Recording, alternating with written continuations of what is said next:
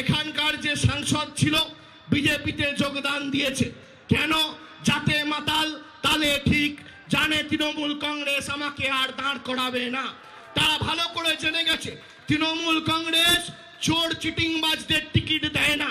যারা ভাবে তৃণমূল কংগ্রেসের প্রতীক আর মমতা বন্দ্যোপাধ্যায়ের ছবিকে সামনে রেখে জিতে বড় হনু হয়েছি, বড় মানুষের জন্য কাজ করার নেতা হয়েছি, আগামী দিন ভোটের মাঠে তোমাদের সাথে দেখা হবে, কত ধানে কত চাল আমরাও বুঝিয়ে দেব। বড় বড় কথা। ফেসবুকের নেতা কি বলেছিল? পুলিশের অফিস গিরবো। কবে বলেছিল? 8ই জানুয়ারি। আজকে তারিখ কত? 6ই ফেব্রুয়ারি। 1 মাস হয়ে গেছে। কেন্দ্রের সিআরপিএফ প্রোটেকশন পেয়েও বাঁকুড়ায় পা রাখার সাহস তার হয়নি। এটাই বাংলার মানুষ প্রমাণ করে দিয়েছে। যারা ভাবে বেঈমানি করে গদ্দারি করে মানুষকে ভুল বুঝিয়ে মানুষের টাকা নয় ছয় করব, আমি তার নাম এনে আজকের সভার পরিবেশ কুলসিত করতে চাই না। সে কি বলেছে? আমি অভিষেক বন্দ্যোপাধ্যায়ের বিরুদ্ধে কোর্টে যাচ্ছি।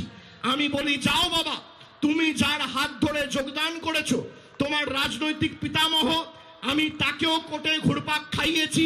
আর সে যার পায়জামা ধরে ঝুলছে সেই কৈলাস বিজয়বর্গীয়কেও আমি কোর্টের নোটিশ পাঠিয়ে চুপ করে দিয়েছি। এবং সেই কৈলাস বিজয়বর্গীয়র তার রাজনৈতিক পিতামহ ভারতবর্ষের ভারতীয় জনতা পার্টির সর্বভারতীয় সভাপতি অমিত শাহকেও আমি ছাড়িনি, তাকেও কোর্টের সমান পাঠিয়েছি।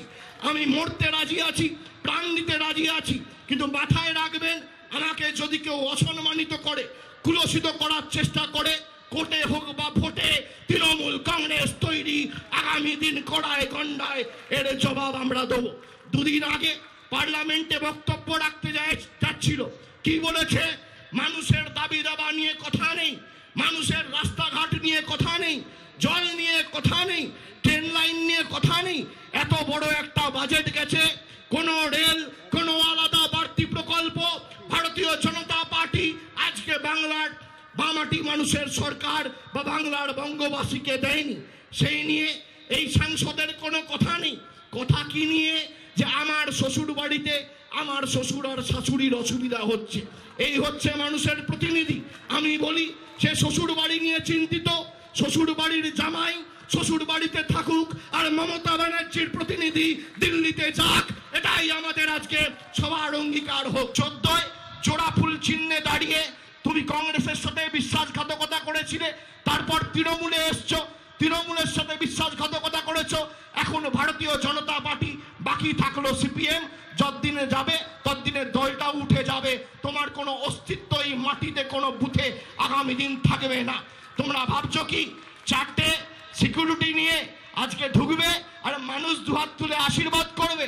আরে যে এমপি ল্যাডের কাজ করতে পারে না, 8 কোটি টাকা এমপি ল্যাডের কাজ সেই সাংসদের এখনো বাকি আছে। আমি বলবো দিল্লিতে বসে আছো, প্রাক্তন সাংসদের পেটটা ছাপাতে দাও। আর যে বাবার পাজামা ধরে রাজনীতি করছো তাদেরকেও বলো প্রাক্তন প্যাডগুলো ছাপিয়ে রাখুক। আগামী দিন মমতা বন্দ্যোপাধ্যায় আসছে ধরে পাড়াবি তোরা দিল্লি ছেড়ে। তোদের কিভাবে রাজনৈতিকভাবে সর্বশান্ত করতে হয় এটা আমার জানা আছে।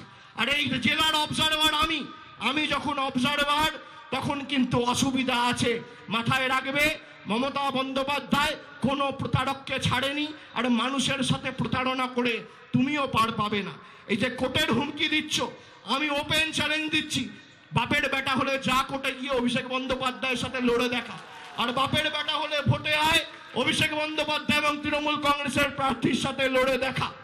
এবং তুমি কখন কাকে কি বলেছো, এখনো যার সাথে কথা বলছো, কাকে কি বলছো, তোমার ডান দিক বাঁ দিক আগে পিছে তোমার রাজনৈতিক পিতামহদের ডান দিকে বাঁ দিকে যারা ঘোরে তারা প্রত্যেকে কিন্তু রাজনৈতিকভাবে কোথায় কি বলছো সেই খবর আমার কাছে আছে।